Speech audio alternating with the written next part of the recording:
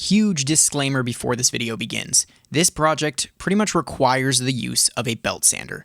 We understand that a lot of you may not have that tool, but unfortunately this is not one of those projects where we can say you can just use a Dremel instead. Now, that doesn't mean it's impossible, it just means that it would be quite difficult, and we're not interested in wasting your time here. There's still a lot to be learned in the painting section of this video, and there are chapters below that you can skip ahead to that if that's what you're interested in. But if you are only interested in the build and you don't have a belt sander and you decide to skip this one for that reason, we'll understand. Should I be holding it? Don't think I should. I'm gonna hold it. I can't. I literally do not have enough room down here. This thing is just huge. You know what? Screw it. It's going up on the wall. Could do the whole, like, intro from 97.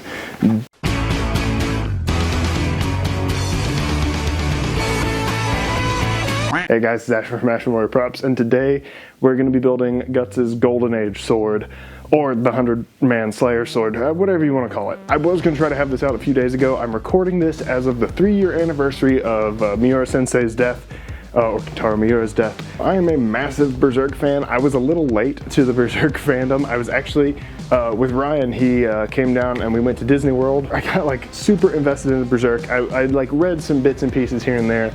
But I finally, like, we were at Barnes & Noble getting something for my son, and Berserk was on discount.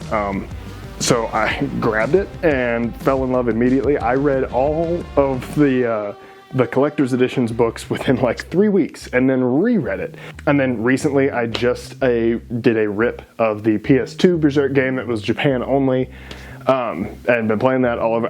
Anywho, I love Berserk. It inspired so many of my favorite franchises. Obviously Dark Souls for number one.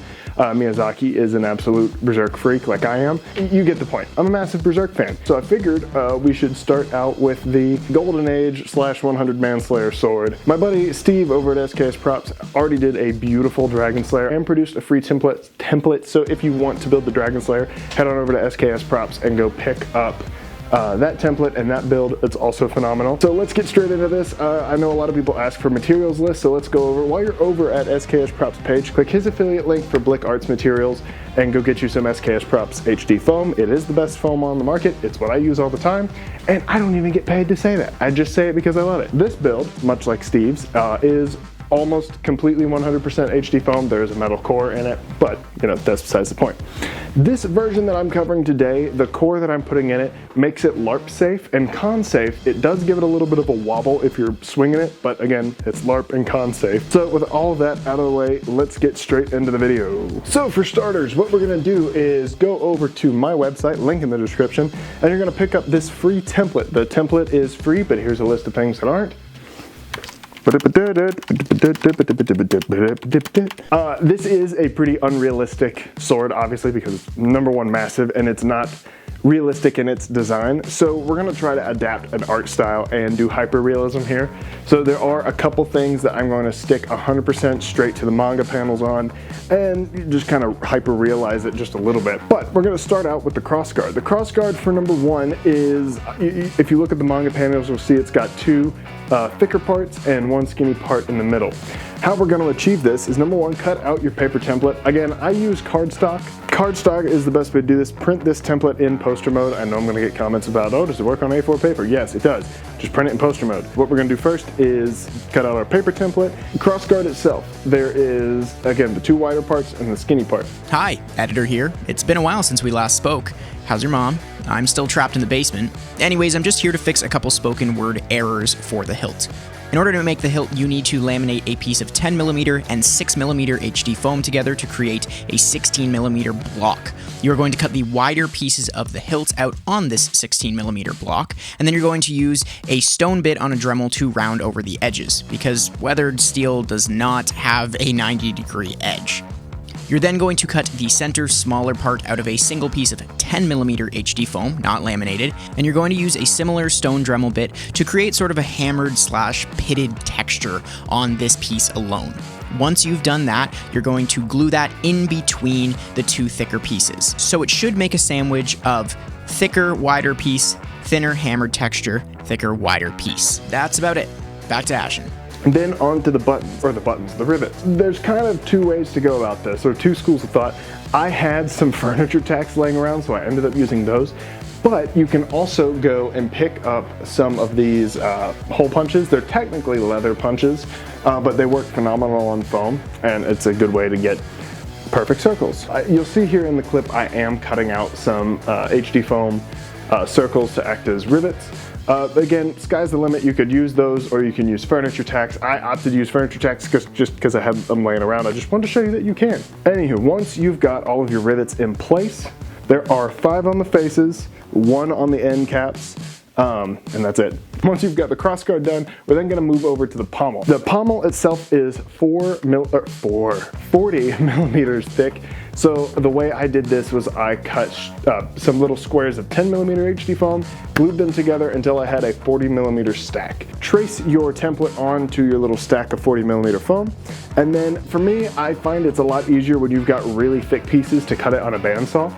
Especially when you're cutting like angles and whatever and you need perfect straights. I always find it's a lot easier to cut it on the bandsaw, so I took mine over to the bandsaw and just went away at it. Once that's done, I then used 1 larger furniture tack for the center and then 4 smaller furniture tacks for the rivets on the rest of the pommel. Next, we are going to cover the, we're going to do the grip. Now, to add a little bit of chunkiness to this grip, we are going to skin a PVC pipe. So, grab your PVC pipe. I think I did 1.25 inch or inch, one of the two. And then we're going to skin it with 2 millimeter HD foam. And the reason I'm going to do this is just to kind of make sure everything is just kind of exactly the thickness I want it to be. And it's super easy. What I like to do is take a fabric tape measure, wrap it around the PVC pipe, and then trace the dimensions onto a piece of 2 millimeter HD foam. You do have to account for the thickness of the foam. Once you've got that done, sand your PVC pipe just a little bit. You can scuff it with whatever thickness or whatever grit sandpaper you have on hand, and then hit it with some contact cement. Again, I get the question, do I use barge or do I use weldwood? Sky's the limit. They both work just fine. Weldwood's a little bit cheaper. Once you've got your grip skinned and your crossguard and your pommel ready to go, what we're going to do is then create relief points so that we can attach everything together. The way I did this was used a Forstner bit on my drill press and simply marked the center on both the pommel and the crossguard and drilled through. Make sure for the crossguard you do drill through all the way, or at least up to make it almost flush mounted to the top, and then you're good to go.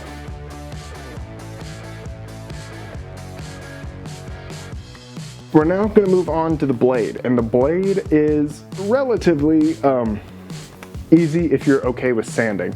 This is going to be the make or break point for a lot of people with this build, because you'll notice on this, the fuller is not sanded directly in. It's almost like it was 2 layers of metal, like, because you can see there's a lip and not just like a smooth whatever. And it's like that in the manga panel, so that's what I stuck with. So the way we're going to do this is we are going to trace out the entire blade template onto our HD foam.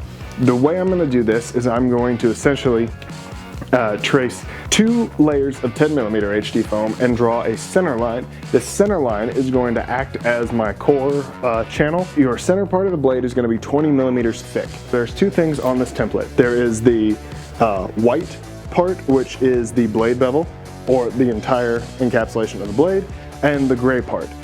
The white part on the template, the white and gray part combined are what we're tracing now. And you're gonna do both of these on 10 millimeter HD foam, and then cut a relief channel down the center. What I did at this point was I took a Dremel, or you can take a knife, and cut the channel for your core rod. And the core rod that I used was 1/8 inch welding steel rods. You can get them at your local hardware store for relatively cheap. There's a Hometown Hardware just down the road and they have them for like $5. They're super good, especially they add a nice weight, as well as, unless they're super long like this, they have no wobble. But again, the wobble for this kind of project is totally okay because this one's just going to be a wall decoration or a LARPing sword. Back to it. Once we've got the channels cut, super glue the rod into one of those channels, and then we're ready to contact adhesive both sides of the blade. There is no faster way, unless you've got 2 people, to put the contact adhesive on both sides of this blade. Your best bet is to just run a bead and then use your brush and make it thick. You can do 2 coats of the contact adhesive if you're a little skittish and worried about it separating. But yeah, once your contact adhesive is dry, we're going to lay the two halves of the blade together. This is super difficult if you're new to this kind of stuff. The way I like to do it is keep one end raised up and just follow the channel going down.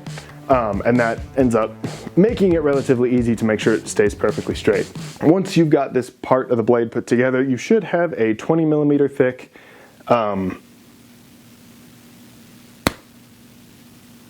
blade. Wow. I don't know how I forgot that word. So you should now have a 20 millimeter thick blade. And then we're gonna go on to sanding. So the sanding portion is make or break for a lot of people. Practice, practice, practice, practice, practice. There's no shortcutting this. Like, once you develop the steady hand to sand stuff like this, it'll click and then you'll be able to do it. There's no real trick here. I do, before I go over to the sanding station, I do tape off using blue painter's tape the parts of the blade that are like the beveled edges, like the blade part. And the reason I do that is just to kind of help me visualize where I need to stop sanding, because a lot of times when you're sanding, once you see blue start flying up, you know to stop. Luckily enough, the thickness of the fuller is almost the width of the drum head of the belt sander that I have.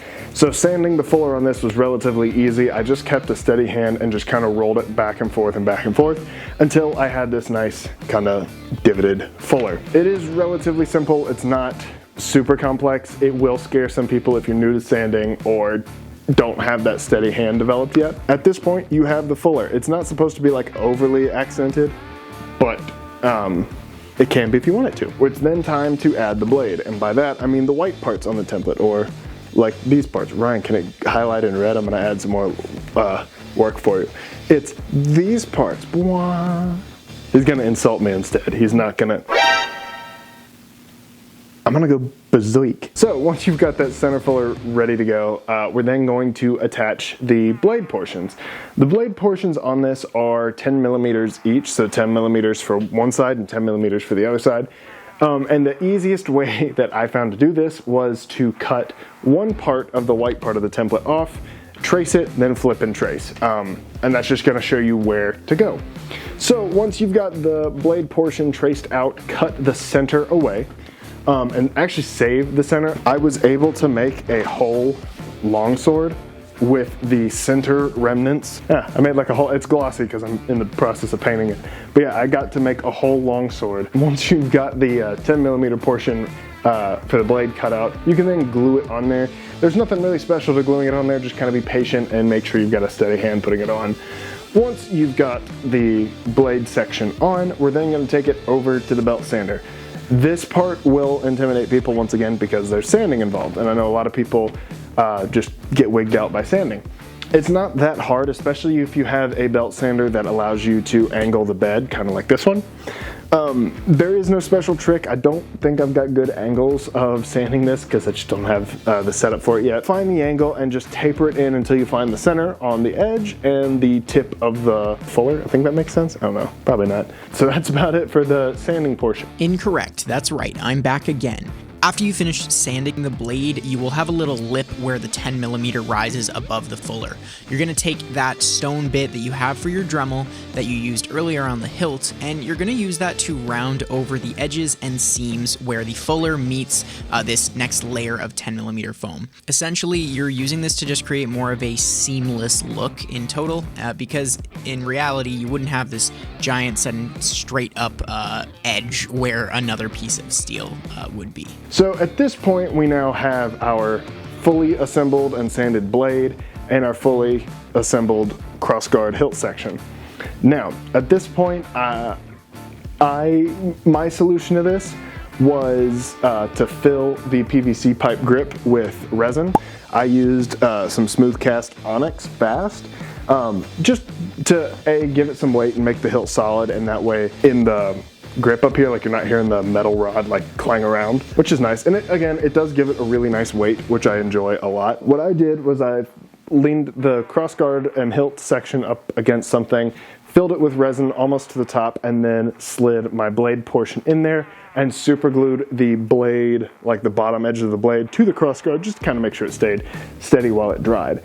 I let this set for an hour just to be sure. The cure time on the Onyx is pretty fast, but I just like to play it safe with stuff like that. Once your hilt, crossguard, blade, whatever section is dried and put together, should look something like this. And then we are ready for the paint section. Now, this I'm going to kind of improvise a little bit here because I have been really into my spray gun and using my HVLP setup to prime and paint props. But I know not everybody has that setup, so I'm also going to provide alternatives. If you don't have that setup, black Plastidip works completely fine. There is a texture on this, and honestly the texture from Plastidip works really well on this. If you want to see a video of me going over a lot of the sealers and primers that I like to use, let me know. Once you've got your gloss black on there, we're then going to coat the whole thing in a gunmetal gray or a dark gray. We're really just kind of going for base layer colors. My whole method for painting this is adding layers to make it look like the metal has been through some shit. Once that is dry, what we're going to do is do a silver coat. The silver can be any sort of silver. You can brush paint it. Most silvers will work. I haven't found a silver that I don't like. Once you've got the silver on there, we're going to take it over and we're going to put some graphite powder on it. This is, I use this almost on anything that needs to look like slightly realistic metal, because graphite adds a really nice realistic shine that doesn't look rubbery. The caveat to that is you really need to apply it just before the paint layer that came before is fully dry, so it's got a little bit of tack to it. Once you've got your graphite powder on there, we're going to paint the fuller and the crossguard. Now the fuller and the crossguard are, depending on what reference you use, on some of the colored manga panels, the fuller is like a darker grayish black, same with the crossguard.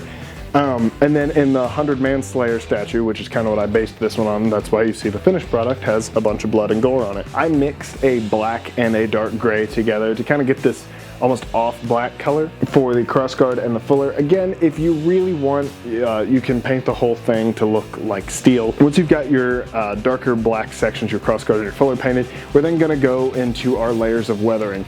For starters, what I did was I took a brown and black mix with a texture brush that you can pick up at Michael's, and just kind of dabbed it on. And what I'm doing with this is to add almost like some shading and some very thin layered metal texture in there, and you'll see it, especially if you look at old metal. It's kind of like there's several shades of just stuff in there that's almost on the same layer. So that's what we're kind of mimicking with this. Once that's dry, I'm going to go over everything once again, or just the blade section, with a pass of graphite powder. Once that's done, we're going to go back to my old handy dandy panel liner. Panel liner is, I'm not going to try to scientific my way. I have no idea what it actually is made of or what it technically does to your stuff, but I like the way it makes things look. So I applied this with a sponge or the same texture brush, let that dry fully, and then do one light pass of graphite powder. And then if you want, you can go back and add some browns and whatever after that. The final step of weathering that I'm gonna do is I'm gonna take my airbrush and I'm gonna load some a brownish black wash mix in there. I'm going to spray the entire sword in places where I want weathering and kind of like rust or age to settle. And then before it dries all the way, I'm gonna take some steel wool and scrape it. This is gonna add a really nice brushed metal effect to the prop and also weather things really nicely to where it's a little more realistic. We're then going to wrap the handle. Now, the handle can be wrapped many different ways. I didn't have the fabric that I originally wanted to use on hand, so I used some old canvas I had laying around, which looks good enough. I wrapped one layer going up the handle first, then I went back and wrapped another weathered layer on top of that.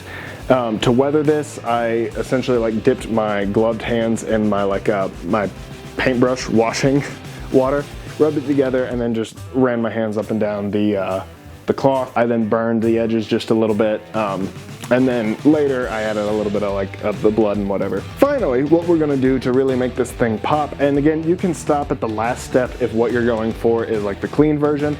I just love the 100 Manslayer statue, like that's like my favorite piece of Berserk merch that I've seen. I'm gonna add some blood and guts. You can use permablood, and I like the look of it. That's what Steve used on his Dragon Slayer build. I, however, cannot get real permablood where I'm at. So what I did is I used my same method that I used for my Days Gone baseball bat axe, which if you want to see a video on that, let me know. For my blood mixture, I used Lexol sealing, or like it's a RTV silicone, I think, and I used some resin dye. I used a dark transparent red and a black, and mixed it together till it looked like fresh blood. I also at one point used like a little bit of a yellow, and the reason I want to use the Lexol is because in the scene where he's using this, I don't know if we can afford to show it, in the statue, like there's not just blood, there are chunks of stuff, and so that's kind of what I wanted to go for this, and that's why I'm using the Lexol. You can also use clear, like Elmer's glue, that works, well, just as good. But to apply this, what I did was I used an old chip brush that I had and dabbed it, mixed the colors together really, really well, and then brushed it up and down the blade, dabbed it in places. Just make sure you get what you want, and you can add it wherever. Again, on the 100 Manslayer statue, it's a pretty bloody mess, and that's kind of what I mimicked. And again, this is why we use the Lexol. You'll see here, like it just adds like, again, not just like the red coloration, it adds the chunks, which I really like. Once you've had your gore and everything, we're done here. Here are some clips of what it finally looked like. Again, I don't really have a good place to display or like show this off because like I can't swing it, and outside it's been raining for like the last 5 days, but here's some clips of what it should look like. This was a super fun build. Again, it is massive. The blade alone is like 80 inches long. If you want to see some more Berserk content, please let me know. I love Berserk. Don't know if you could tell by my like lifetime subscription sticker I got right there, but yeah, so I really enjoyed this. I hope you guys did too. Don't forget to go check out my website if you want to grab some other templates. If there's a template on my website that I don't have a tutorial for, let me know down below and I can get on that at some point. And whatever future builds you would love to see, let me know. Happy to do it. I do have a Patreon. All of the Patreon donations and whatever go to our editor Ryan, especially while we're working up the channel to have like proper monetization, whatever. There is a channel membership button. Still new to this, I'm not going to shove that down people's throat. It's there if you want to support. You don't have to. Instagram is where I'm most active if you want to keep up with me, have questions or whatever. If you build anything from my website that you enjoy, tag me or send it to me in DMs. I'd love to see what everybody else does with this stuff. It's my favorite part about this is providing you guys with the setup to do your own stuff. And I think that will be it. I'm gonna do a couple of more thumbnail poses and douches. Thumbnail pose, thumbnail pose, thumbnail pose. Arr.